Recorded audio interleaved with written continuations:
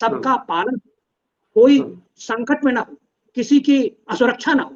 यह दायित्व किसका है? राक्षस है तो उनका वध किया जाए, ये सब विष्णु का दायित्व है। और जो विष्णु का दायित्व है वही राजा का दायित्व है, वही प्रशासक का दायित्व है। जो सुरक्षा में खड़ा है वो अपना जीवन दे करके दूसरे की रक्षा करता है। प्राणों को, सेना में खड़ा हुआ सैनिक राष्ट्र की रक्षा के लिए अपना जीवन देने को तैयार है, वो जीवन देता ही।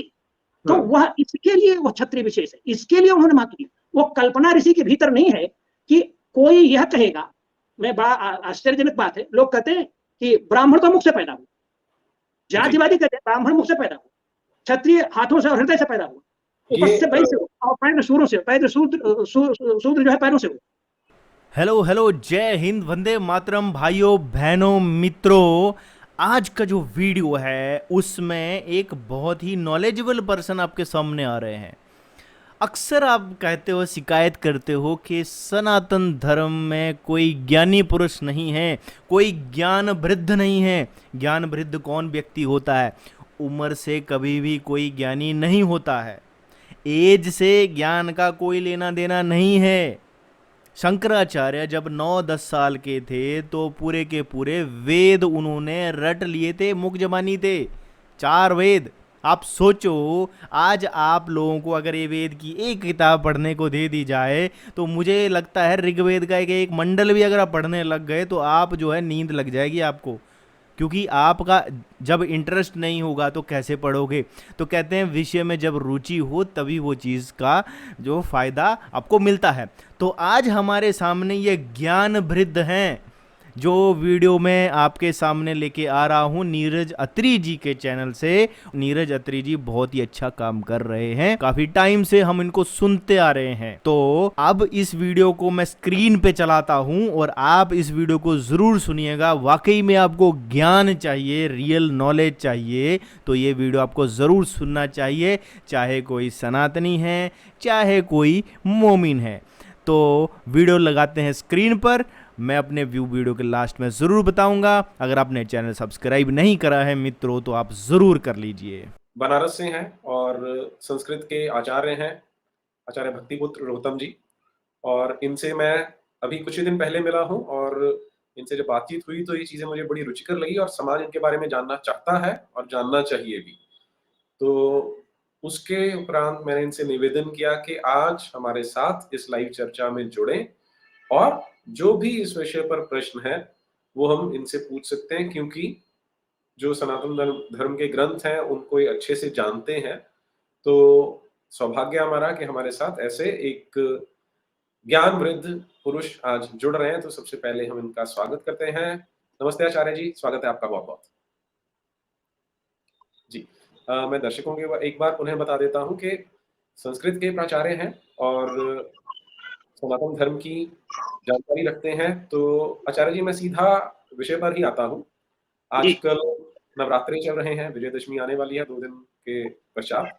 सबसे पहले तो आपको अष्टमी की बहुत बहुत बधाई हो और सभी दर्शकों को। आचार्य जी, हम बात करते हैं मर्यादा पुरुषोत्तम राम की। जी। तो जब हम उन्हें मर्यादा पुरुषोत्तम कहते हैं तो हम अपेक्षा करते हैं कि वो मर्यादा का पालन करने वाले हैं और उत्तम श्रेणी के पुरुष हैं, इसलिए हम उन्हें मर्यादा पुरुषोत्तम बोलते हैं और उन्हें आराध्य देव माना जाता है, उनकी उपासना की जाती है। और लेकिन साथ ही साथ एक ऐसा वर्ग है समाज में जो रामचंद्र जी के नाम पर बहुत वैमनस्य का प्रचार करता है। उसमें वो उनका जो आक्षेप है, उनका जो आरोप है वो ऐसा होता है कि जो राम थे वो तो बड़े जातिवादी थे, उन्होंने शंभूक नाम के व्यक्ति का वध कर दिया। फिर उनका कहना होता है कि जो सारी जो जातिवादी व्यवस्था है वो जन्मना है, कि जन्म ले लिया ब्राह्मण के घर में तो ब्राह्मण रहेगा। तो ये तो बहुत ही एक तरह से प्रताड़ित करने वाला समाज बन गया, जहां पर कि जो एलीट है वो एलीट रहेगा सदा ही और जो शोषित है इसके लिए अलग अलग नाम चुने गए हैं, दलित, महादलित, इस तरह के शब्द बना के इसे बहुत ही एक करुणामय ढंग से प्रस्तुत कर दिया जाता है। तो मैं ये जानना चाहता हूँ कि इसमें कितनी सत्यता है। जी जी, आपका प्रश्न बहुत अच्छा है और इस समय इस पर विचार करना बहुत महत्वपूर्ण है। यह निश्चित रूप से सत्य है कि राम हमारे आदर्श हैं और वह वेद के आदर्श को पूर्ण रूप से जीते हैं। ये एक देश में जब बाहर से आक्रमण शुरू हुए और कुछ एक स्तर ऐसा आया जब लोगों ने जन्मना जातिवाद स्थापित करने के प्रयास शुरू किए, तो उसमें रामायण जो है उनको बहुत विपरीत दिखती थी। रामायण में इसलिए लोगों ने छेपक जोड़ी, क्योंकि रामायण जातिवाद को पूरी तरह समाप्त करती है, वहां जातिवाद खड़ा नहीं होता है। वहां वर्ण की बात की गई है, और वर्ण व्यवस्था जो है वह किसी को भी हे और उच्च नहीं बनाती, बल्कि कार्यों का विभाजन है। वर्ण का अर्थ ही होता है वर्णो वृणोते। हमने जो वर्ण किया, यास्क का अर्थ बता रहा हूं। यास्क जो वेदों के आचार्य होकर हैं, वर्णो वृणोते, वर्ण करने के कारण वो वर्ण कहा गया।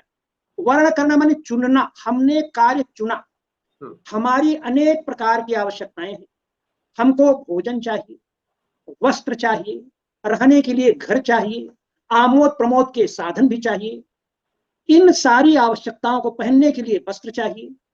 यदि कोई व्यक्ति अकेले ही ये सारा कर्म करे, खेती करनी है तो हल फाल कुदाल, आज के समय ट्रैक्टर चाहिए, तो खेती करना है, अन्न बीज, अच्छे से अच्छा बीज चाहिए, तो इन सारे कार्यों को एक व्यक्ति यदि करेगा तो कभी उसको सफलता नहीं मिलेगी।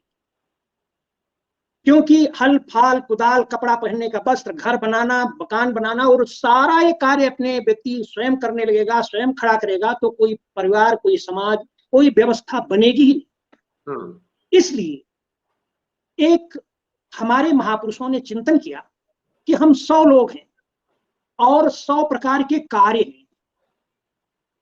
जितने प्रकार के कार्य हैं, उन कार्यों में जिनकी रुचि है, उन रुचि के अनुसार कार्यों को हम वर्ण कर लेते हैं, चुन लेते हैं, और वो कार्य हम केवल अपने लिए नहीं करेंगे, वह कार्य हम सभी लोगों के लिए, 100 लोगों के लिए करेंगे, पूरे समाज के लिए। 100 से मेरा मतलब समाज से।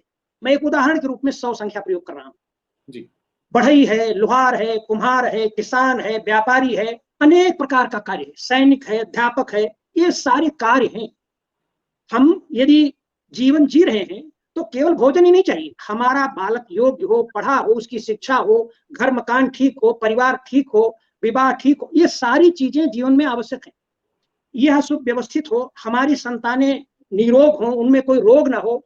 इन सारे चिंतनों को करके, इन सारे विषयों पर विचार करके, वेद में कई बार मनुस्मृति की बात आती है। लोग जानते नहीं कि मनु ऋग्वेद के मंत्र दृष्टा ऋषि हैं, और मनु वहां जो जब आप ये कह रहे हैं कि मनु वेदों के मंत्र दृष्टा है, अब यहाँ पर जब से अंग्रेज आए हैं उनका कहना ये है कि जो मनुस्मृति लिखी गई है वो तो कोई अब अलग अलग अनुमान बताते हैं। कोई बोलते हैं कि केवल 200 वर्ष पहले लिखी, कोई बोलते हैं 1000 वर्ष पहले लिखी, लेकिन कोई भी 2200 वर्ष से पीछे नहीं जाता।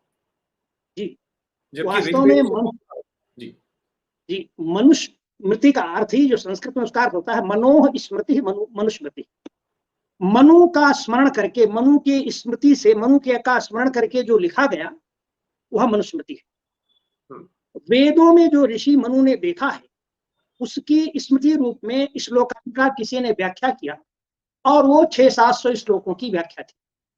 उस व्याख्या के स्थान पर धीरे धीरे उसमें छेपक जोड़ते हुए वर्तमान मनुस्मृति जो है 2800 श्लोकों की है, और मनु की लिखी तो है ही नहीं, क्योंकि मनु वेद के मंत्र दृष्टा ऋषि।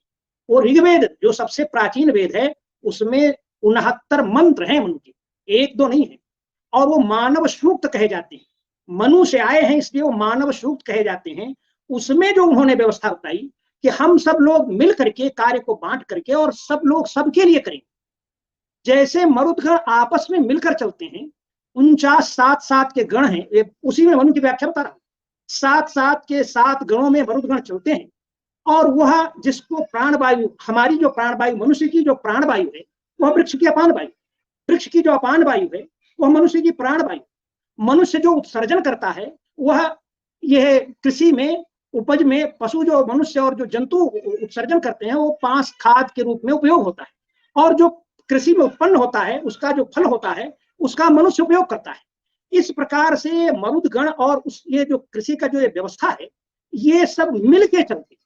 तो जैसे मरुदगण हमको प्राण देते हैं, हमारा अपान लेकर के वही अपान वृक्ष को प्राण देते हैं। जैसे वो आपस में मिलके सब कुछ कर रहे हैं, ऐसे हमें मिलके सब कुछ करना चाहिए।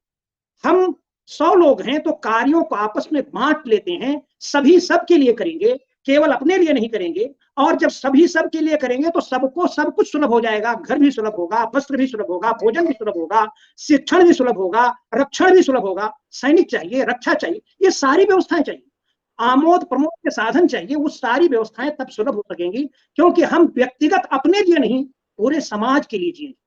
ये वर्ण व्यवस्था के मूल में है। जाति शब्द के भी दो अर्थ हैं, वो जान लेना जरूरी है। जाति उत्पन्न करने, समान प्रसवात्मिका जाति, जहां समान उत्पत्ति होती है उसको जाति बाद में लोगों ने कहा। जैसे बढ़ी एक तरह की तमाम चीजें उत्पन्न कर रहा है, लकड़ी के सब कार्य कर रहा है, लोहार अपने कार्य कर रहा है, इसलिए उसको लोग जाति करने लगे। ये जन्म से नहीं है, यहाँ जाति का भी जन्म नहीं है, वहां जाति से उत्पादन है। जो वो उत्पादन कर रहा है उसको भी जाति कहा गया। तो वर्ण को जाति और वर्ण वहां दोनों ही जन्म से नहीं है, जन्म के की बात ही नहीं कर रहे हैं, और वेद तो उसकी बिल्कुल कल्पना ही नहीं करता है। तो वेद में जो वर्ण है उस वर्ण को वहां क्षत्रिय माने प्रशासक, ब्राह्मण माने ब्रह्म माने ज्ञान होता है, और जो ज्ञान से संपन्न है वह ज्ञान दूसरे को दे सकता है, उसको वेद ब्राह्मण कहते हैं। और ब्राह्मण को इसलिए आप वेद में कुछ लोगों को अग्नि कहा है, ब्राह्मण को अग्नि कहा है, आर्य को अग्नि कहा है, भारत को अग्नि कहा है। अग्नि क्यों कहा? कहा पारस पत्थर लोहे को सोना बना सकता है, लेकिन पारस नहीं बनाता है। आचार्य जो है, जो शिक्षक है, वह अपने विद्यार्थी को अपने जैसा बनाता है, वो ज्ञान बांटता है, और वह ज्ञान घटता नहीं। जैसे आग में जो कुछ कोयला लकड़ी डालेंगे वो सब आग ही होता है, वो बढ़ता ही जाता है। तो ज्ञान फैलता है, ज्ञान बढ़ता है, और उससे समाज ज्ञानवान होता है, ज्ञान संपन्न होता है। तो जो आचार्य, जो ब्राह्मण दूसरे को अपने जैसा ब्राह्मण नहीं बना सकता है, वेद के अनुसार वो ब्राह्मण नहीं। आपको बड़ा आश्चर्य लगेगा, लेकिन वेद में सीधे सीधे उकार हैं। मैं वेद की पंक्ति बोल रहा हूँ, अग्नेर्भागवशी दीक्षाया आधिपत्यम ब्रह्म स्मृतं कृतिष्टोम। हे आचार्य, हे ब्राह्मण, तो अग्नि का भाग है, तेरे ऊपर यह समा दीक्षाया आधिपत्यम, दीक्षा मतलब शिक्षा होता है, तेरा दायित्व है, तेरा जिसको जो अधिकार दिया जाता है वही उसका दायित्व होता है। यदि किसी को जिलाधीश बनाया गया और वह जिलाधीश अपने जिले में ठीक कार्य नहीं कर रहा है तो जिलाधीश होने लायक नहीं है। न्यायाधीश यदि न्याय नहीं करता, न्याय करता है, तो न्यायाधीश के पद पर बैठने लायक नहीं है। ठीक वही स्थिति यहाँ भी श्रुतिकारी, कि तेरे ऊपर समाज शिक्षित हो, यह तुझे अधिकार दिया गया है, यही तेरा दायित्व है, और तू यह विद्या दान करता हुआ समाज में ज्ञान की रक्षा कर रहा है। ब्रह्म स्मृतम, ब्रह्म माने ज्ञान, ज्ञान की तूने रक्षा की है। अग्नेर्भागोश दीक्षाया आधिपत्यम ब्रह्म स्मृतम त्रिवृत स्तोम, यही तेरी राष्ट्र को त्रिवृत स्तुति है। त्रिवृत क्यों कहा? तो श्रुति स्वयं बता रही है कि त्रिवृत इसलिए कहा कि आचार्य एक बार पढ़ाता है, कुछ छात्रों को समझ में आता है, कुछ को नहीं आता, फिर दोबारा बताता है। कहा दोबारा बताता है तब भी कुछ को नहीं आता तो तीसरी बार बताता है। और हमारे यहाँ मान्यता है कि 3 बार में आ ही जाता है। तो प्रश्न वहीं पर उठाया गया कि त्रिपाठ कह देते, वृत्त क्यों कहा, त्रिवृत क्यों है? कहा वो आचार्य एक को शिक्षा देके बंद नहीं करता है, वह शिक्षा गति, वृत्त गति का प्रतीक है। एक को पढ़ाया जा रहा है, दूसरा आएगा, तीसरा आएगा, वो शिक्षा देता ही रहता है। वह आग बढ़ती ही जाती है, घटती नहीं। ज्ञान अग्नि जो है वो फैलती जाती है, और ज्ञान अग्नि सारे अपराधों को, सारे ज्ञान को ध्वस्त कर देती है। यह वेद का आचार्य, इसको वेद ब्राह्मण कहता है। इसी तरह क्षत्रिय का, वैश्य का, सबके विषय में उन्होंने कहा है। राम क्षत्रिय धर्म, आपको आश्चर्य होगा, वेद में क्षत्रिय की व्याख्या करते हुए कहते हैं कि इंद्र से भागो विष्णु आधिपत्यम छत्रम स्मृतम पंचदशस्तोम। हे क्षत्रिय, हे प्रशासक, तू इंद्र का भाग, तेरे ऊपर विष्णु का दायित्व। विष्णु का दायित्व क्या है? कोई भूखा न रहे, सबका पालन, कोई संकट में ना हो, किसी की असुरक्षा ना हो। यह दायित्व किसका है? राक्षस है तो उनका वध किया जाए, ये सब विष्णु का दायित्व है। और जो विष्णु का दायित्व है वही राजा का दायित्व है, वही शासक का दायित्व है, जो सुरक्षा में खड़ा है और अपना जीवन दे करके दूसरे की रक्षा करता है। प्राणों को, सेना में खड़ा हुआ सैनिक राष्ट्र की रक्षा के लिए अपना जीवन देने को तैयार है, वो जीवन देता ही है। तो वह इसके लिए वो क्षत्रिय विशेष है, इसके लिए उन्होंने महत्व दिया। वो कल्पना ऋषि के भीतर नहीं है कि कोई यह कहेगा। मैं बड़ा आश्चर्यजनक बात है, लोग कहते हैं कि ब्राह्मण तो मुख से पैदा हुआ, जातिवादी कहते हैं ब्राह्मण मुख से पैदा हुआ, क्षत्रिय हाथों से और हृदय से पैदा हुआ, ऊपर से पैर से और पैर सूरों से, पैर शूद्र जो है पैरों से हो।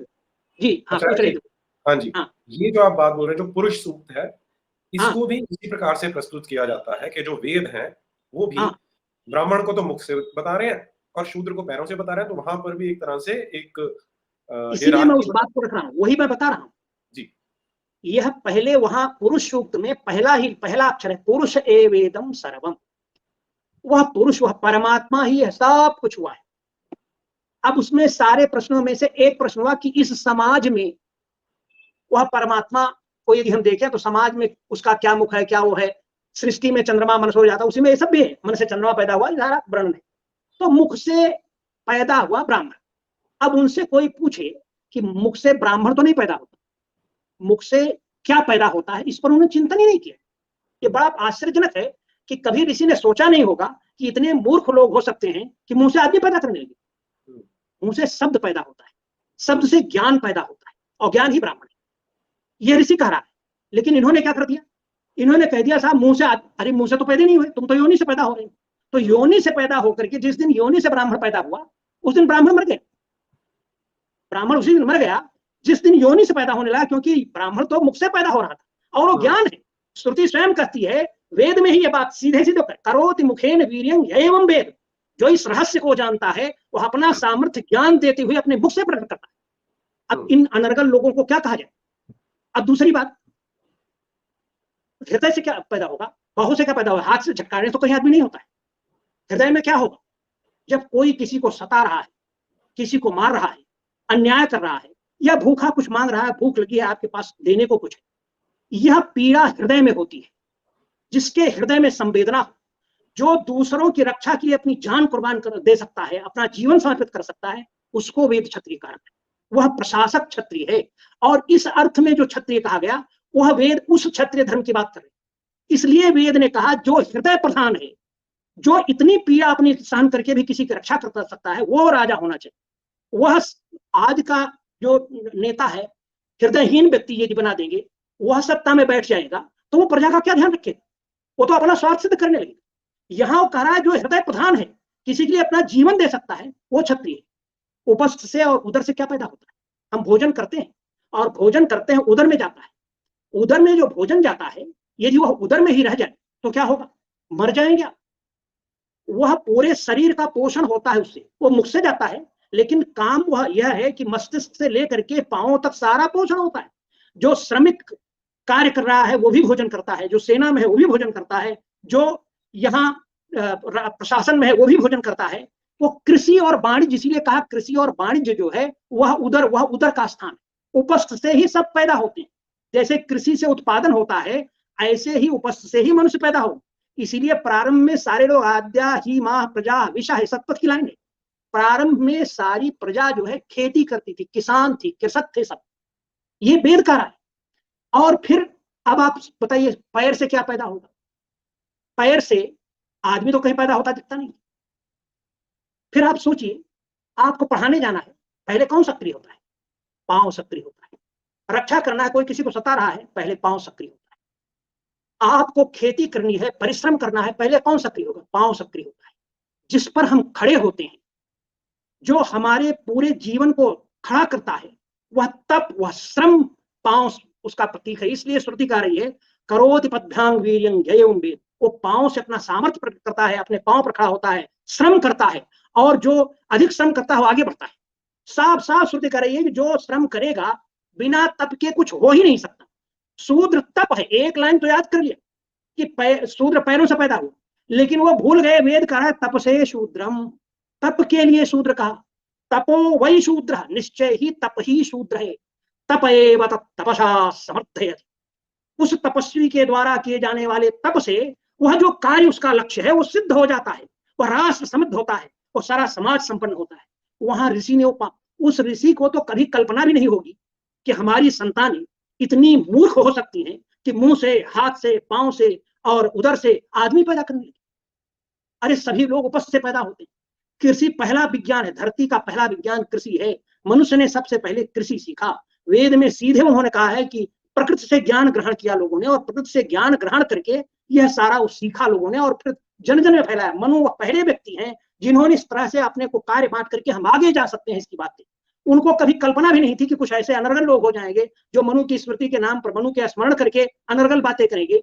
जब वेद ऋग्वेद मौजूद है, उपस्थित है, उसमें सारे मंत्र हैं, उनमें कोई वह बात है ही नहीं, तो इस मनुस्मृति की बात जो अनर्गल है उसको क्यों चर्चा कर रहे? 663 श्लोक ऐसे हैं जो मनुस्मृति ऋग्वेद के मंत्रों के समर्थन करते हुए दिखते हैं, बाकी सब क्षेपक हैं। सीधी सीधी बात है। वेद विरुद्ध जो कुछ भी हमारे यहाँ एक परंपरा रही है कि स्वयं प्रमाणम परतः प्रमाण। स्वयं प्रमाण क्या है और परतः प्रमाण क्या है? स्वयं प्रमाण इस देश की पूरी मानसिकता है, चाहे किसी संप्रदाय का हो, कोई भी हो। स्वयं प्रमाण केवल वेद है, और बाकी जो भी स्मृतियां, जितने भी धर्म ग्रंथ हैं, वो सब जो है यदि वेद के अनुकूल है तो प्रमाण है, और यदि वेद विरुद्ध है तो प्रमाण नहीं है। उसी मनुस्मृति में जिसमें लोग बताते हैं, उसमें कुछ श्लोक जो क्षेपक नहीं है, उसमें यह बात कही गई। मनुस्मृति की पंक्तियां बता रहा हूं। या वेद बाह्या स्मृतया याश्चकाश कुदृष्टया तान सर्वान् निष्फलाः प्रेत्य तमो निष्ठा हिता स्मृता। जो वेद बाह्य स्मृतियां हैं, जो वेदों के प्रति कुदृष्टियां हैं, उनको सबको निष्फल जानू, वह अंधकार से ग्रस्त है। उत्पद्यन्ते च्यवन्ते च यान्यतोन्यानि कानिचित्। ऐसी चीजें उत्पन्न होती हैं समाज में, कभी उत्पन्न की गई जो वेद के अतिरिक्त है। उत्पद्यन्ते च्यवन्ते च, लेकिन वो नष्ट हो जाती हैं, चूक जाती हैं, जैसे पानी की बूंद टपक जाती है। तो उत्पद्यन्ते च्यवन्ते च यान्यतो अन्यानि कानिचित्। जो इस वेद के अतिरिक्त कहीं भी कुछ भी कहा गया है, वो यदि वेद में नहीं है, वेद उसका समर्थन नहीं करता है, तो वह मानने जाने योग्य नहीं है। वो बाद में लिखा तान निर्वाह कालिकतया, वह बाद में लिखी गई। ये स्मृति कर रही हुई, मनुस्मृति के लोग बोल रहा हूँ। तान निर्वाह कालिकतया निष्फलानि अनृतानि।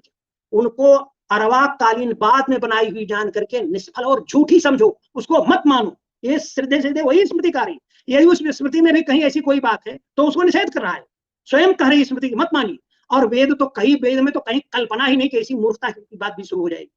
अब आई बात रामायण की। हम राम के विषय में, अयोध्या का क्या स्वरूप है, इसका बड़ा सुंदर वर्णन बालकांड में ही है। मैं प्रसंग बस पहले वो बताऊंगा, फिर आपको आगे की बात, संभव बात अपने आप समझ में आ जाएगी। अयोध्या का वर्णन करते हुए बालकांड में ये लिखा गया है, ना षडंग वेदत्रासि। बालकांड के छठे सर्ग का श्लोक है, 15वां श्लोक। ना षडंग वेदत्रास्ति ना व्रतो ना सहस्रदा न दीनः क्षिप्त चित्तो वा व्यथितो वापि कश्चन कश्चिन्नरो वा नारी वा ना श्रीमान ना प्ररूपवान द्रष्टुम सत्यम अयोध्यायाम ना विराजन्य भक्तिमान। कह रहे हैं कि यहाँ एक भी व्यक्ति अयोध्या में ऐसा नहीं है जो षडंग वेदों का विद्वान हो। ना षडंग वेदत्रास्ति ना व्रतो ना सहस्रदा। कोई ऐसा नहीं जो व्रत का, राष्ट्र के नियमों का पालन न करता। ना सहस्रदा, ऐसा भी कोई नहीं जो सहस्रों दान करने की क्षमता न रखता हो, साथ देने के लायक। न दीन चित्त चित्तो, कोई दीन नहीं है। कोई क्षिप्त माने चित्त माने क्या कहेंगे उसको, पागल व्यक्ति, कोई पागलपन किसी को ऐसा नहीं है। न चित्त चित्तो वा व्यथितो वापि कश्चन, ना कोई दुखी है, व्यथित है, कोई सताया गया हो, ऐसा कोई व्यक्ति नहीं है अयोध्या में। कश्चिन्नरो वा नारी वा ना श्रीमान ना प्ररूपवान। करे कोई नर या नारी ऐसा नहीं है जिसमें श्री न हो, जो श्रीमान न हो और रूपवान न हो। द्रष्टुम सत्यम अयोध्यायाम ना विराजन्य भक्तिमान। ऐसा कोई व्यक्ति अयोध्या में नहीं देखा जाता है। ऐसा भी कोई व्यक्ति नहीं है जो राष्ट्र के प्रति, राज्य के प्रति भक्ति न रखता हो। राज्य में जिसकी भक्ति ना हो, ऐसा एक भी व्यक्ति नहीं। फिर आगे किसी को प्रश्न हो सकता है कि वहां शूद्र रहा ही नहीं हो, तो अगली लाइन में सीधे सीधे करें, वर्णेष्वग्र चतुर्थेषु देवता अतिथि पूजका कृतार्थाश्चा वदान्याश्चा सूरा विक्रम संहिता। सारे वर्णों में पहला माने ब्राह्मण से लेकर के चतुर्थ माने शूद्र तक सभी लोग देवता और अतिथि की पूजा करने वाले, देवता अतिथि पूजका। कृतार्थाश्चा वदान्याश्च, वे सभी कृतार्थ हैं और जो बोलते हैं वो करते हैं, मिथ्याभाषी नहीं है। कृतार्थाश्चा वदान्याश्चा सूरा विक्रम संयुता, सभी वीर हैं और विक्रम संपन्न है। माने अयोध्या में शूद्र चारों वर्णों के लोग रहते थे, सभी वेद पढ़ते थे और षडंग वेदों के विद्वान थे। ये वाल्मीकि रामायण की बात बोल रहा हूं। अब आगे देखिए क्या।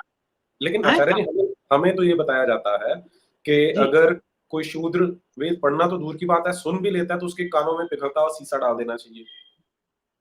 मैंने कहा कि यह बातें जब देश में बाहर के आक्रमण होने लगे और जातिवाद लोग खाने से जाति जन्म के आधार पर अपने को श्रेष्ठ सिद्ध करने का प्रयास हुआ, मैं इसको ये मानता हूं कि कहीं ना कहीं शिक्षक और प्रशासक वर्ग में जब गड़बड़ी होती है तो समाज जो है उसमें बहुत क्षति होती है। शिक्षक और प्रशासक दो ऐसी शक्तियां हैं किसी देश की, किसी राष्ट्र की, जो उसको चरमोत्कर्ष तक ले जाती हैं और गड़बड़ हो तो पूरा नष्ट कर देती है।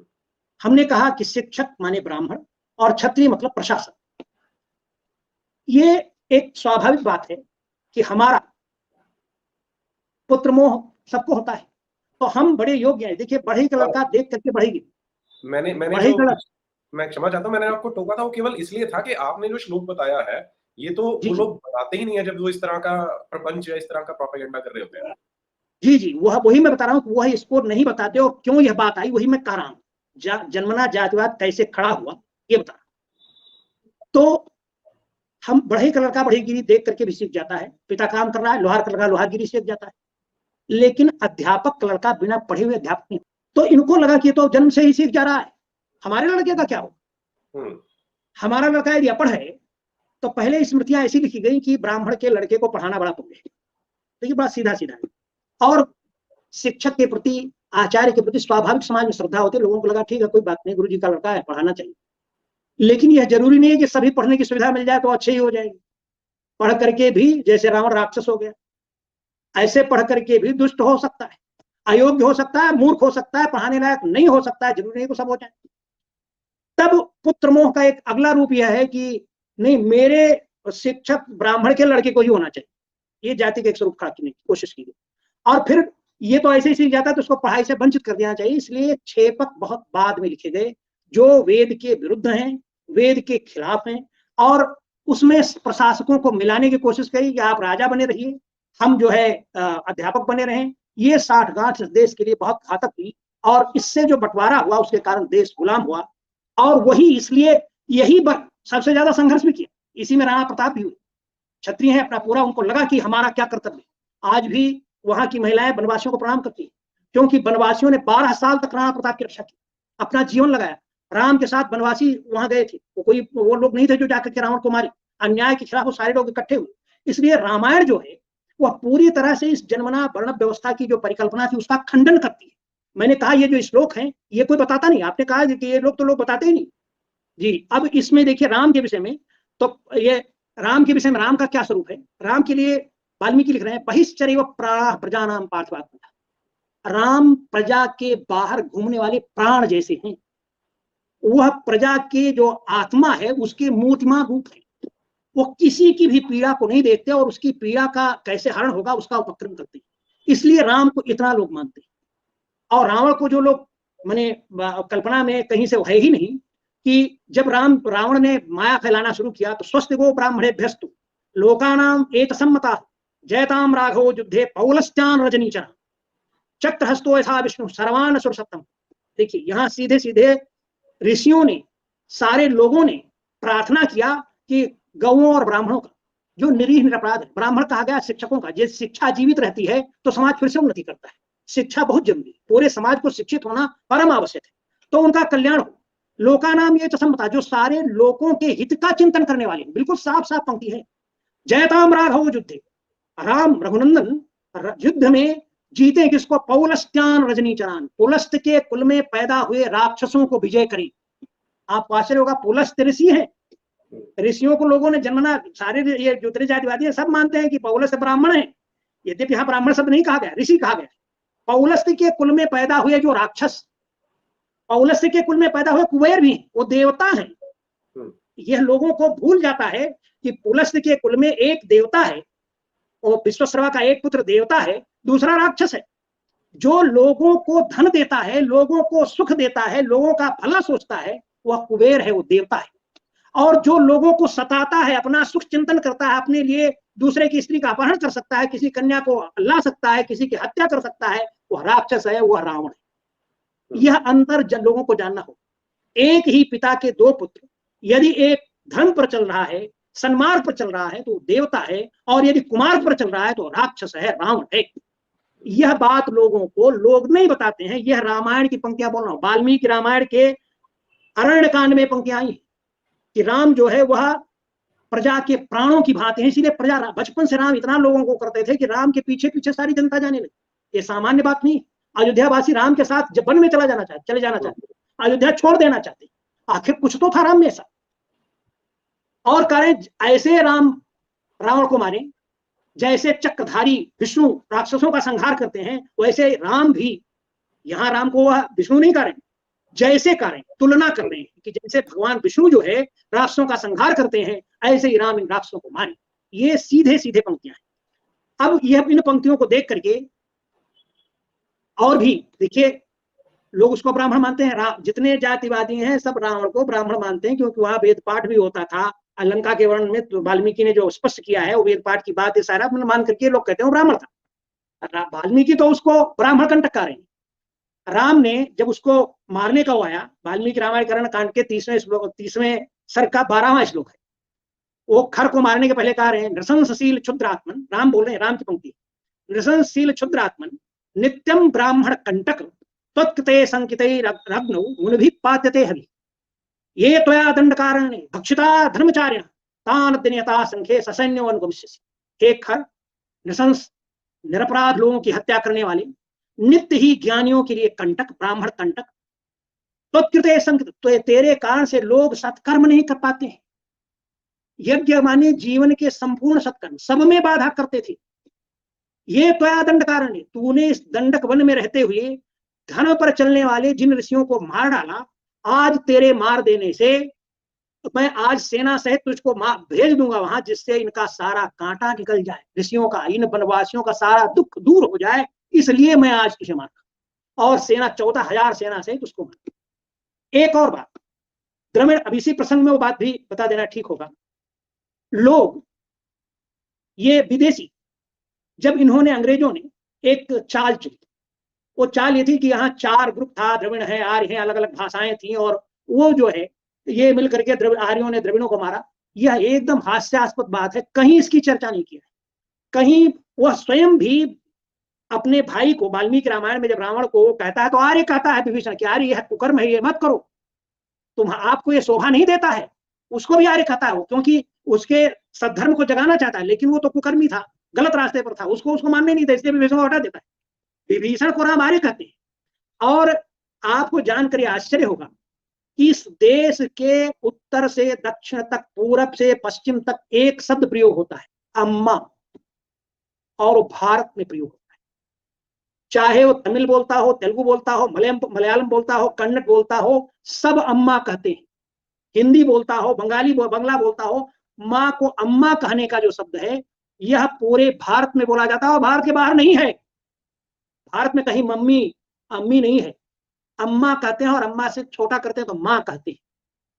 हम एक बार चिंतन करने लगे कि ये भारत में अम्मा शब्द कहां से, और सब बोलते हैं। तमिल में भी अम्मा का शुद्ध रूप जो है अम्बा है, संस्कृत में भी अम्मा का शुद्ध रूप अम्बा है। भाई यदि वह दूसरे लोग थे तो ये अम्बा और अम्मा, तो मैं सोचने लगा आखिर अम्बा कौन बोलता है। यह अम्मा बोलना जो है, सारा मनुष्य तो अम्मा बोलता है, अम्बा हमको सोचने लगे, ध्यान है कोई बोलता है। थोड़ी देर सोचने पर दिमाग पर ध्यान गया तो आया कि अम्बा, ये तो गाय का बच्चा बोलता है, अम्बा, ऐसा वो गाय का बच्चा बोलता है। और जब वो गाय का बच्चा सुबह धोना हो, सारे लोग जो सुन रहे हैं उनको सबको बता रहा हूं, जाके देखिएगा, सुनिएगा, तो वो कहते बस, जितनी बार वो अम्बा बोलेगा, और ये भारत की गाय, भारत की, जर्सी नहीं बोलती, जर्सी का बच्चा अम्बा नहीं बोलता है। भारत की गाय उत्तर से दक्षिण तक, पूरब से पश्चिम तक, कहीं जाए, अफगानिस्तान तक भारत है, सब जगह अम्मा आज भी बोला जाता है। मुसलमानों ने उसको छोड़ने के अम्मा का अम्मी बनाया, वो कहीं अम्मी अरबी का नहीं है, वो यहां से अम्मा को अम्मी बनाया गया, कहीं अरबी में अम्मी नहीं है। तो ये जो शब्द है अम्मा, ये बता रहा है कि इस पूरे देश की आत्मा एक ही है। वो तमिल वाला भी शुद्ध अम्बा है, उसमें तमिल में शुद्ध अम्बा है, संस्कृत में भी शुद्ध अम्बा है। दूसरी एक और बात बता रहा हूं, जो ये लोग झगड़े खड़ा कर रहे हैं, भाषा का झगड़ा, तमिल और संस्कृत, हम संस्कृत में वर्णमाला जो पढ़ते हैं, वह तमिल में भी स्वर तो एक ही है, अ आ इ उ। दक्षिण भारत में ए ओ ऐसा पढ़ते हैं। तमिल में केवल का, अंगा, चा, या, टाणा, ताना, पामा, और फिर जा, बा, गा, डा, दा, ये अलग से पढ़ते हैं, हा भी पढ़ते हैं। ये वहां का वर्णमाला का रूप है। हम संस्कृत में या बाकी पूरे देश की जितनी भाषाएं, उसमें सारी वर्णमाला का, खा, गा, घांगा, चा, छा, जा, झा, या, टा, ठा, डा, ढाणा, ये सब पढ़ते हैं। यदि तमिल आर्यों का अलग होता तो वो का, अंगा ही क्यों पढ़ता, वो अलिफ बे टे से का ही नहीं पढ़ रहा, ABCD क्यों नहीं पढ़ता जी, ये क्यों आप बेवकूफ बना रहे। ये ठीक है, तमिल वाला यदि कहता है कि हम संस्कृत से पुराने, मुझे कोई आपत्ति नहीं। संस्कृत से यदि तमिल पुरानी है, उसमें संस्कार करके संस्कृत बनी या संस्कृत से ही तमिल निकली, हमको इसमें कोई दिक्कत नहीं है। लेकिन वह एक ही, उस मूल तो एक हो गया ना। तो वह शाक्त भूमि है। अभी भी तमिलनाडु में मीनाक्षीपुरम है, तमिलनाडु में कन्याकुमारी, वो सारी शक्ति की उपासना का, आखिर जब ये अलग होते तो वहां कन्याकुमारी, ऊपर हिमालय में हम वहां शिव का स्थान मानते हैं, कैलाश हिमालय में है, कन्याकुमारी एकदम दूसरे छोर पर है। यदि अलग होते तो ये क्यों बनाते हम? यह कहां से हमारे उसमें, ये एकता है, यह भारत की एकता है। अम्मा शब्द जो है ना, ये पूरे भारत को एक बता रहा है।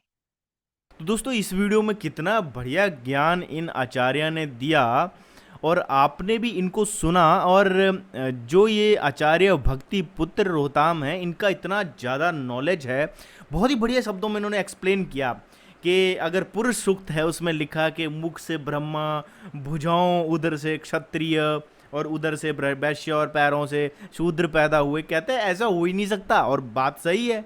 मुख से ज्ञान निकलता है, उसी ज्ञान को प्रतीकात्मक रूप में ब्रह्मा या ब्राह्मण कहा गया। मेरा जो सबसे बढ़िया पार्ट था वो लास्ट वाला, जो इन्होंने अम्मा कहा कि गाय का बच्चा, तो वो जब रंभता है अम्बा, मैंने सुना है। वेदों की हर चीज उन्होंने इतने बढ़िया तरीके से एक्सप्लेन कर दी। कहते हैं रामायण में जो है जातिवाद है ही नहीं, जातिवाद कैसे पैदा हुआ वो भी उन्होंने बताया कि लोहार का बेटा अपने पिता का काम सीख गया तो वो लोहार बन गया। लेकिन अब क्या होता है, ब्राह्मण नॉलेज, अक्सर आप अपने बच्चों को भी पढ़ाते होंगे तो वो पढ़ाई में आनाकानी करते हैं। ब्राह्मण का बेटा ब्राह्मण नहीं बन सकता, क्योंकि जब तक वो पूर्ण विद्या नहीं लेगा। तो ये समाज में एक बुराई फैल गई कि जो ब्राह्मण था वो यही चाहता था कि मेरा बेटा मेरे जैसा ही बने। तो उन्होंने आपस में सेटिंग बैठा ली। क्षत्रियों को बोला कि ठीक है, तुम अपने बेटे को क्षत्रिय ही बनाओ, तुम राजपाट करते रहो, तुम वहाँ का संभालो, हम ब्राह्मण यहाँ का संभाल लेंगे। शूद्रों ने कहा ठीक है भाई, हम यहाँ का संभाल लेंगे। शूद्रों ने कहा हम, अगर हमारा बेटा लोहार है तो हम लोहार हैं, तो हमारा बेटा भी लोहार होगा, है ना। हम कुम्हार हैं तो हमारा बेटा भी कुम्हार होगा। जिससे क्या होगा ना, उस चीज़ पे आधिपत्य रहेगा कि अगर कोई चीज़ बेचनी है, लोहार को कोई सामान बेचना है तो वो उसका बेटा बेचेगा, प्रॉफिट वो कमाते रहेंगे, ठीक है। वो दूसरा वैश्य वर्ग था, उसने बोला ठीक है भाई, पुश्तैनी चलता रहेगा तो हमारा बिजनेस चलता रहेगा। तो ये चार चीज़ों में तो मोटा मोटा सेटिंग होती गई। ये सामाजिक बुराई थी, किताबों में कहीं भी इस चीज़ की जो है वो सपोर्टिवनेस नहीं है। मुख से ब्राह्मण पैदा हो गए, वाह जी वाह वाह। इस वीडियो का पूरा लिंक आपको डिस्क्रिप्शन में मिल जाएगा दोस्तों। आप इस पूरे वीडियो को वहाँ पर जाकर भी नीरज अत्री जी के चैनल पर भी देख सकते हो। मन तो कर रहा था इनको सुनते ही जाएं, क्योंकि वीडियो का जो टाइम था वो ज़्यादा हो रहा था। काफ़ी नॉलेज इन्होंने दे दिया है, और ऐसे ही नॉलेजेबल वीडियो जो है मैं रिएक्शन के रूप में अपने चैनल पर लेके आता रहता हूँ। आप चैनल से जुड़ जाइए, अलग अलग जगह का ज्ञान आपको इस प्लेटफॉर्म पर देखने को, सीखने को और सुनने को ज़रूर मिलेगा। तो इसी के साथ दोस्तों वीडियो समाप्त करता हूं और मिलूंगा नेक्स्ट वीडियो में। तब तक के लिए दोस्तों जय हिंद, वंदे मातरम।